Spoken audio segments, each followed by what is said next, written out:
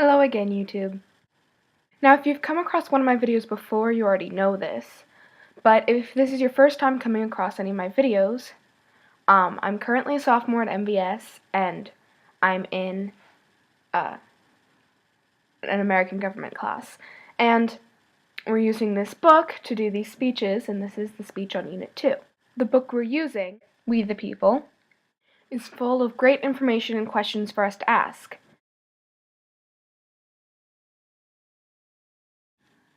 While my last speech was a question from the book, we're also allowed to do our speeches on things we learned in class. One thing that really stuck out to me was in the video we're watching called Free Speech for Sale. The video states how free speech isn't so free anymore, and how you have to pay more than ever to actually be heard.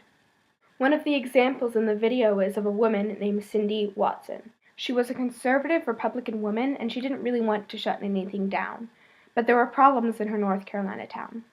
Hog farmers weren't disposing of their waste properly, and that was hurting a lot of the other people in the town, so Cindy tried to do something about it.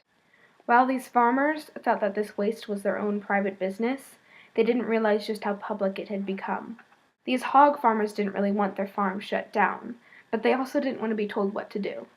Because the farms had large sums of money, they could run ads discriminating against Cindy and lowering her credibility. So, when she decided to run for Congress, it didn't turn out so well for her.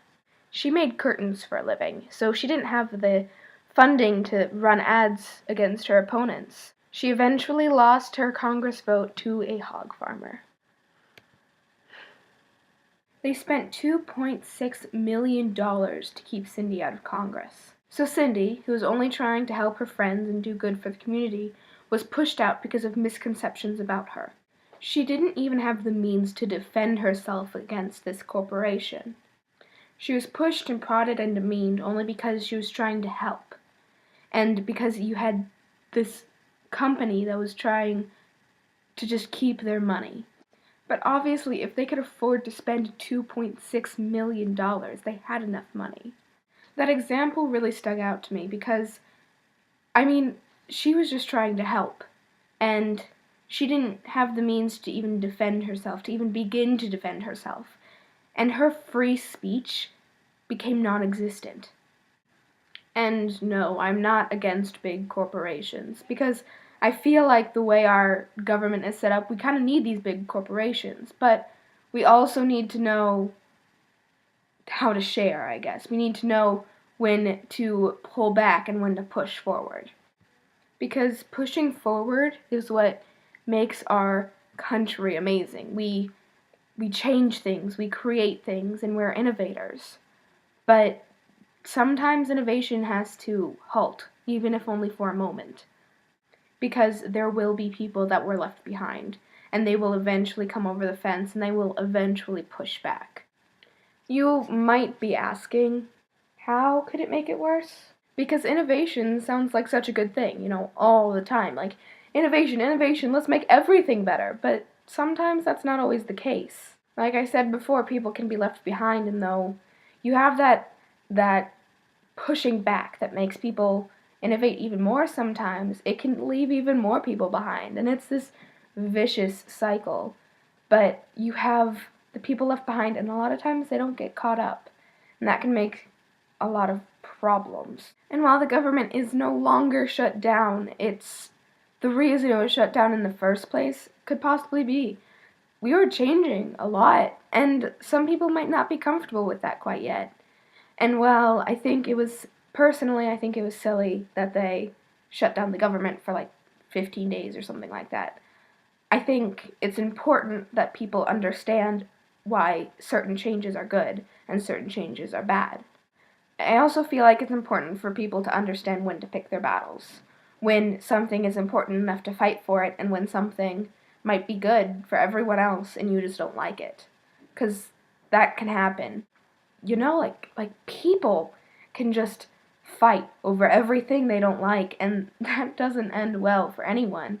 Because while some battles are completely worth fighting for, some battles are what you so strongly believe in, and you can't let this change, and you can't let that change, and that's fine, because those are important.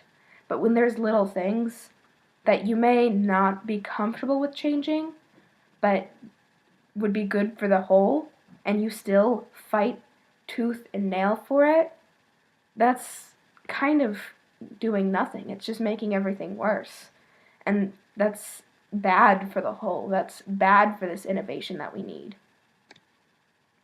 On top of that, even if you do believe in something strongly and you fight for it as hard as you can, if you don't have the means and the money to be heard, it's going to get you nowhere.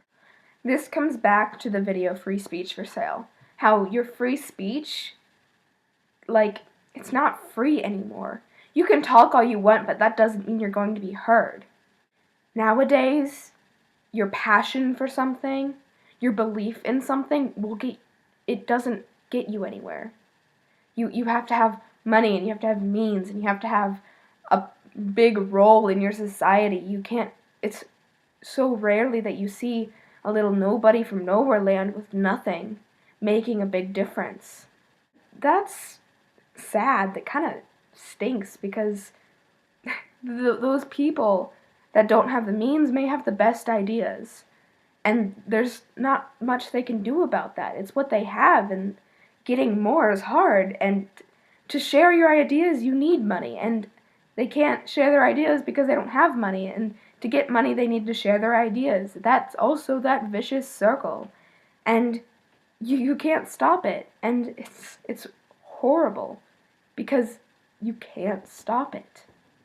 All in all, I completely agree with what the video was stating, how your free speech isn't so free anymore, and to get your point across and to be heard, you need to pay those big bucks. And that's not great, but it's kind of how it is. But that doesn't mean we have to stop. That doesn't mean we have to stop sharing our ideas. Because if you get a group big enough, if you get people who care enough, then you can change so much. With a group big enough, you could change the world. Thanks for listening. Bye.